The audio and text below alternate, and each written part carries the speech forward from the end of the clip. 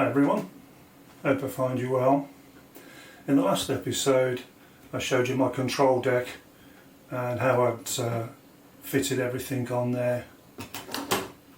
I fitted everything in a very tight, compact way. There's good reason for doing that, and that's because of this. This tipper model has, I haven't got the roof to show you, it has a very shallow roof. It doesn't have a sort of a space cab or whatever you want to call it, or a highline cab.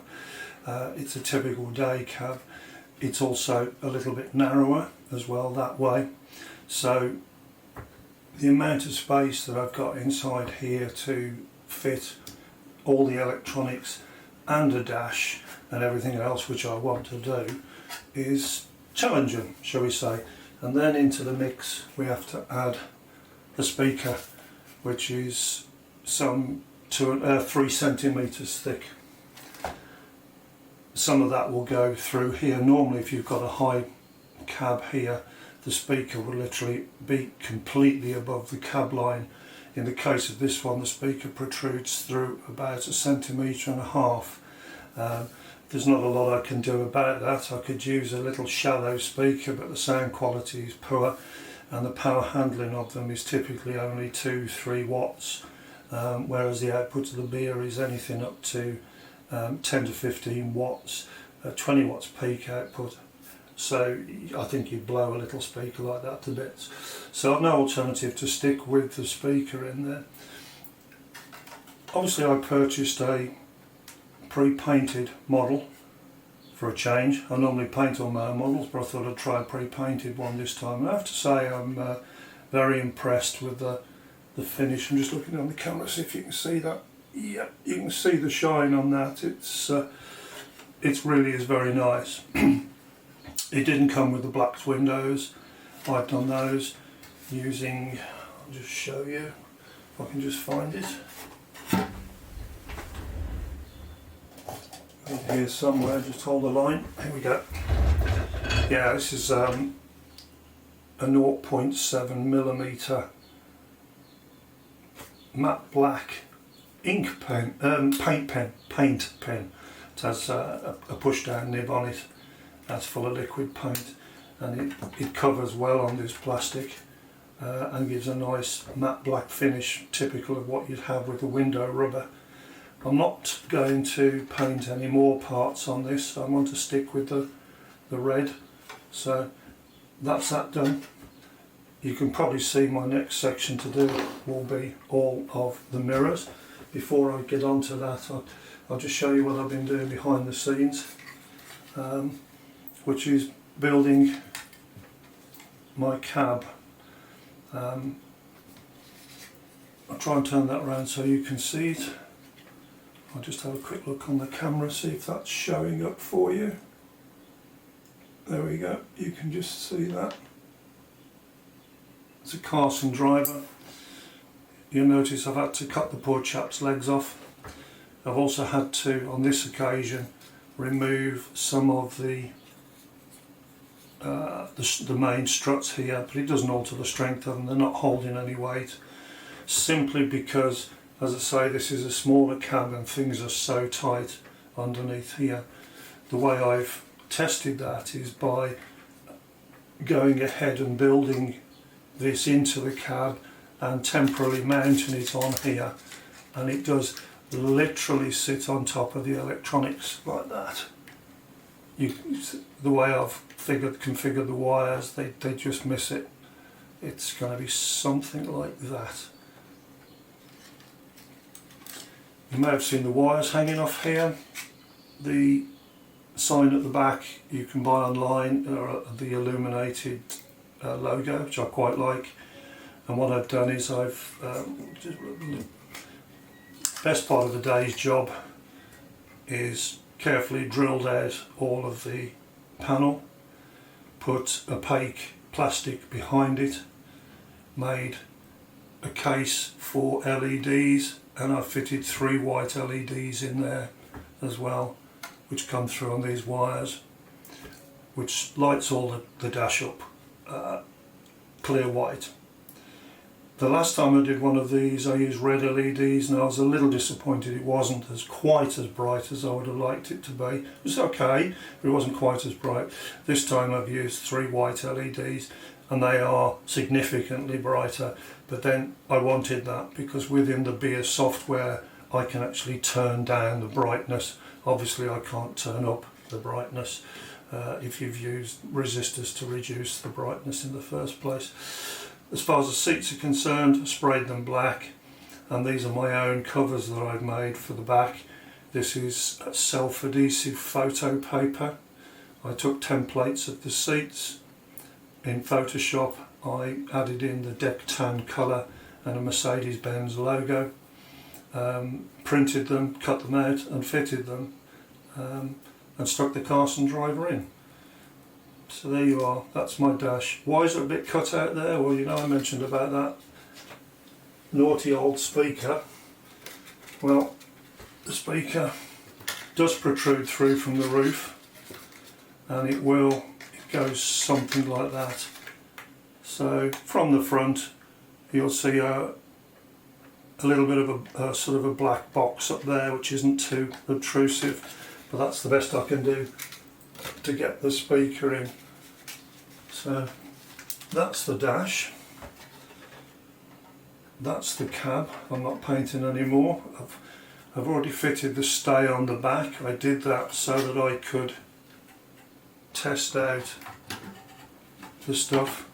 You know, I would strongly suggest you do this. You just move forward, you just temporarily fit the front bracket so that you can gauge where it goes, temporarily fit the dash as I did. There's nothing worse than, you know, you doing all of that work and then finding you can't get it all in there. And as I say, in this particular case it's very tight. Things like the Volvo, there's a lot more space.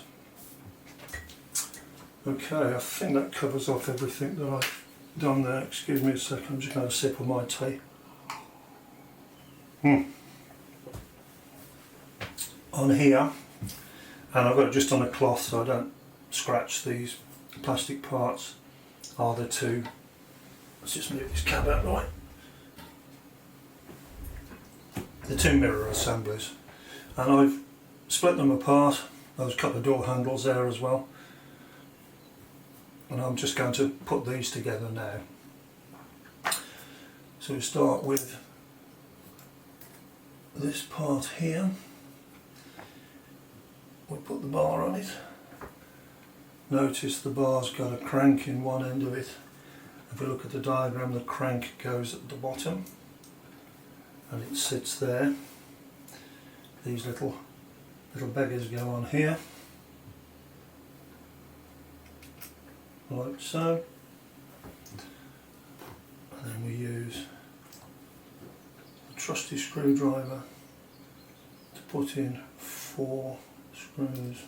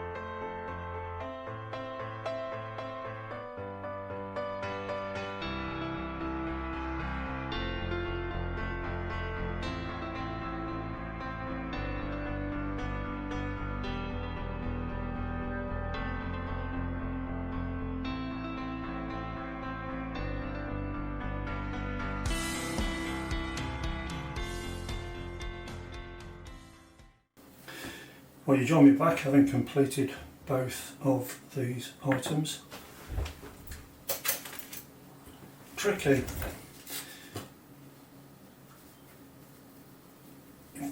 I guarantee whenever I sort of put things together, no matter how careful I am, I always end up with a bit of glue on your fingers, and glue ends up going other places where you don't want it to go.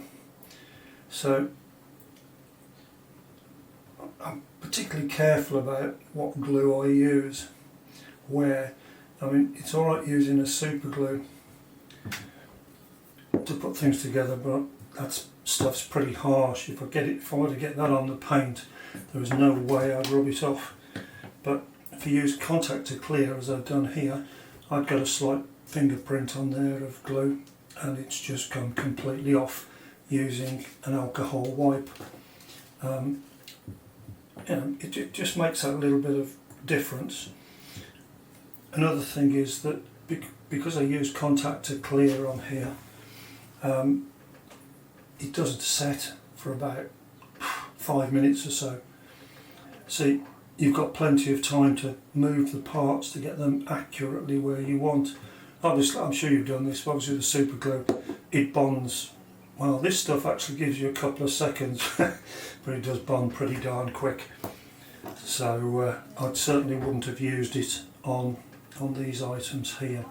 So they're complete now anyway. So if you can hear a voice in the background, that's my wife on the phone. Right, they're complete. I've also added the door handles on. Those I did use super glue with, without any problem at all. And I've added this item on the back, and that's about it. So we're ready now. Oh, sorry. I've added this item on the back, which they normally tell you to just put on with 4 little bits of self-adhesive tape. Again, I've glued mine in because that's the port for the unit, the Tamiya unit, to connect to a trailer, which I won't be using, certainly not on this model anyway.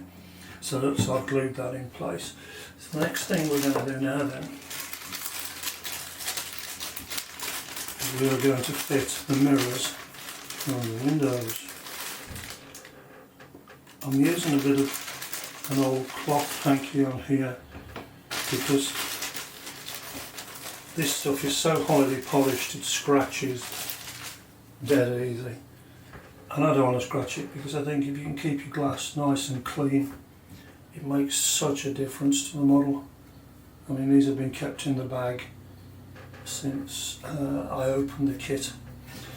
Now these, if you've not done one before, are held in place by the mirrors at the front, but to me, I don't mention anything on the back about fixing this to this.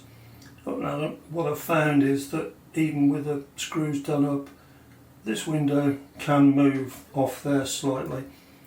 So what I tend to do is I tend to just put a couple of drops of contact to clear on here, which doesn't bloom on this kind of plastic, and it allows it to move while I'm doing it up, and then once it's gone off there, there's no way it'll pull off the actual cab.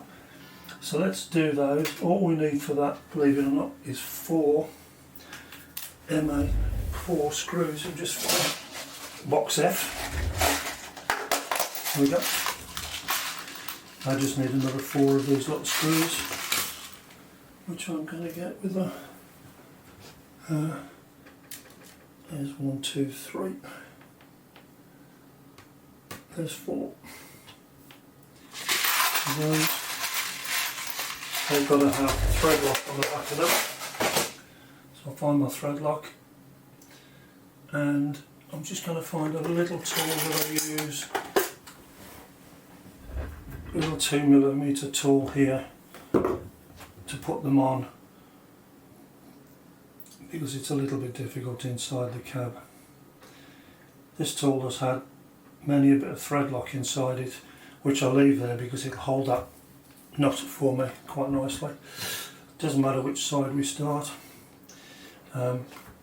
it's fairly obvious which window is which, and the actual ridge part sticks outside. So turn it over. It's going to go in like this. I've got to put the contactor clear on the other side yet, and I'm just making sure that that lines up okay, which it does. Contactor clear.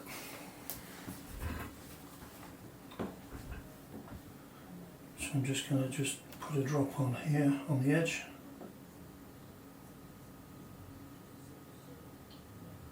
Keeping well away from the actual glass that shows through the front. That's going to go in there. Now, the chrome parts face downwards, so it's either that one or it could be that one. You'll note the bend. The bend must go at the bottom of the truck. This is the bottom, so that is the correct one to put in there. Just going to put those, line those up with those holes.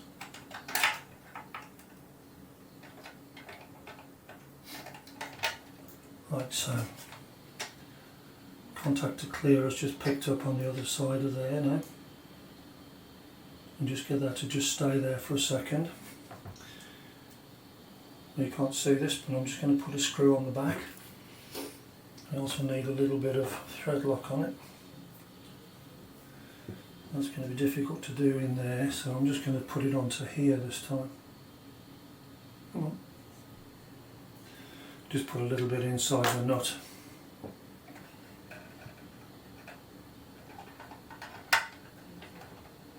Whoops. The nut's on.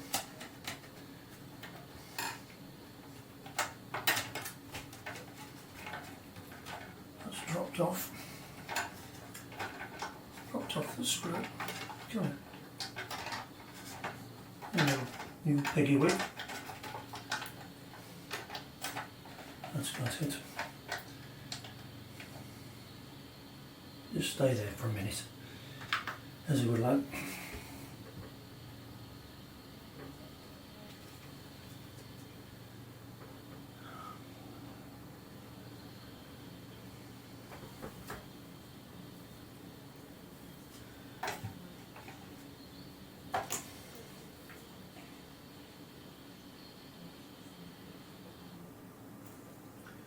Just a little bit on there.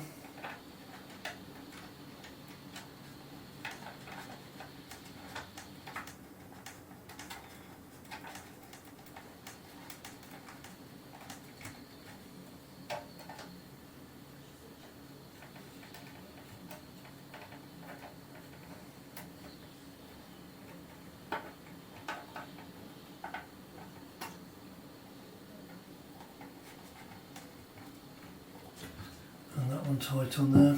There we go. That's that side done. Okay, join me back on the second side now, or what would be the near side.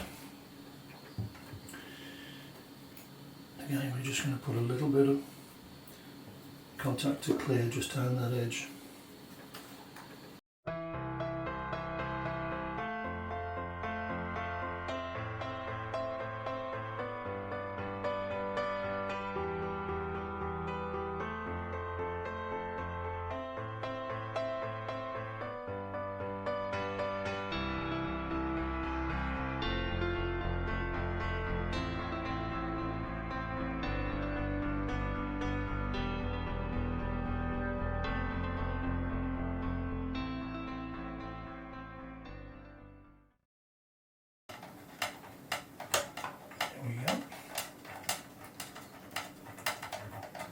Get that one up tight.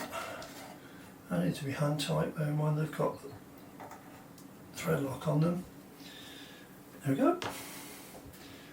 That is the two side windows and mirrors fitted, and we can obviously turn this mirror around. Should be something like that for the driver, I suppose. That one will be turned in a little bit more. This is left-hand drive. There we go. Next thing to do will be to fit the windshield. So let's just grab that. I painted the lower inside edge of the windshield last week, and I've kept it in this bag ever since because I don't want it scratched.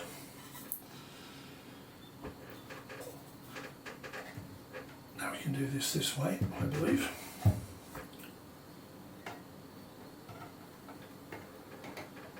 Around the back of the screws.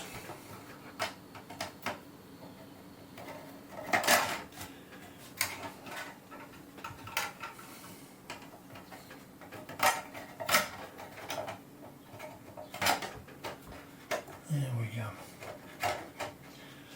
And we're talking 4 screws to hold this in place. 2 here and 2 down there. So let's just look and see what we need. Let's do the front ones first, which are 2x6 M6s.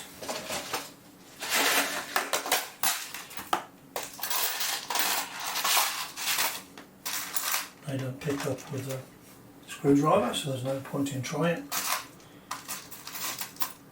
Just double check I've got the right ones. ME6s, 2x6 soft tappers, and they go into there, yeah. Get these 2 in first. It'll make life easier for you to do the top ones.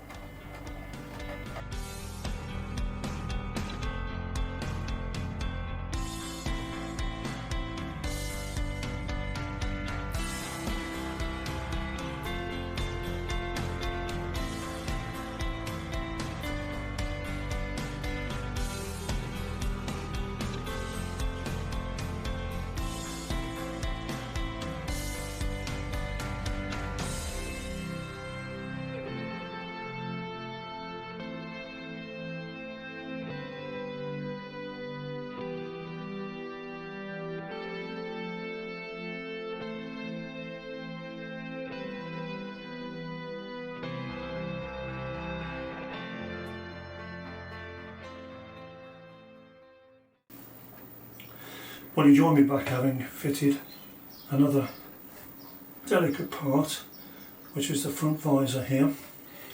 There are some running lights in here, and I've fitted LEDs, 2 of them in parallel. And there's my control wires which will go down. You can see they're fitted. Did the wiring in advance. The holes were already there for you to do that. To me, allows you to me has made facility for that. So that's that bit done. The next thing we've got to do on here is fit this to the roof. You've got the roof, which is squirreled away down here.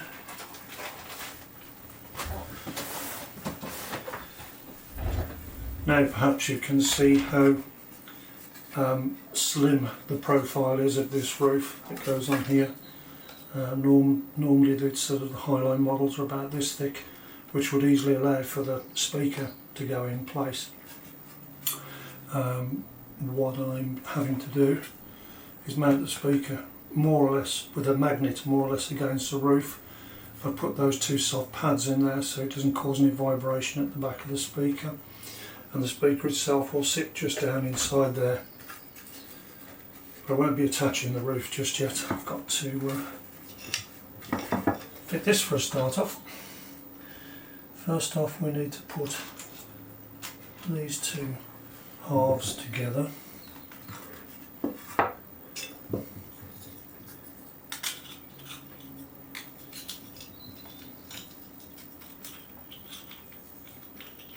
like so. And there's a nut to go in the middle.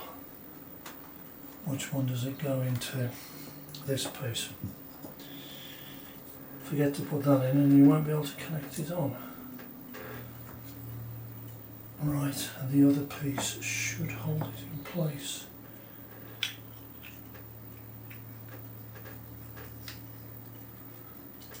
Clever, it does. You can put these in now. You can hear an aeroplane, I apologise. I live in a fairly remote area of north of Grantham, and it's military airspace here, and I'm going to have to find a different screwdriver. One of the things we do get is we get the RAF trainers from RAF Cranwell over here. Just looking for a small screwdriver, won't be a sec. May have to try, this is a Phillips screwdriver. Unfortunately the holes aren't big enough for me to be able to get in here. Yeah, that's just about doing that one. Yeah, so we get all manner of military aircraft over here. AWACS, Eurofighters, helicopters, you name it. Not very often, but we do. There we go, that's those two halves together. You've probably sussed it, but my little workshop is a conservatory. And sometimes when it gets really warm, I have to open the windows, otherwise I'll pass out less than gracefully. And that goes on there with the screw. Does the screw have? Yes, it does. The screw has some thread lock on it. So I'll put a bit of that on there.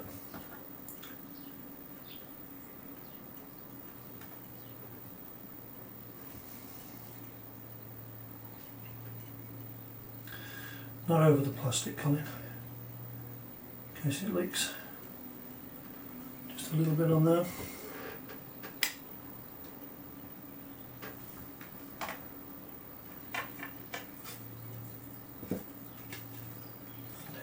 Through here. Shouldn't be too difficult, famous last words.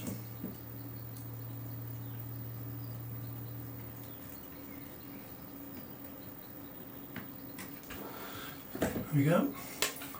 Doesn't need to be tight, thread lock will hold it. So that's that fitted.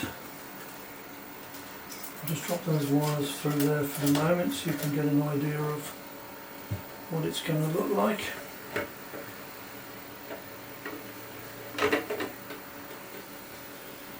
Like that. The front isn't quite going down because the LED wires are just catching under there. So what I'm going to do is I'll just make a couple of marks and just take a touch of the plastic away off camera so that it sits flush. You join me back having cut out just a couple of small pieces in the corners there to allow for the LEDs to go through the bottom of this roof section, and that fits nice and flush now, no trouble at all. So what's going to happen now is I've got a roof bar with 4 spots and a couple of flashing beacons as well as the horns that normally go on the top of here. So I've got a little bit of preparatory work to do on there, which will be the next thing that I'll be doing behind the scenes. Till then, hope you've enjoyed the video. Thanks for watching.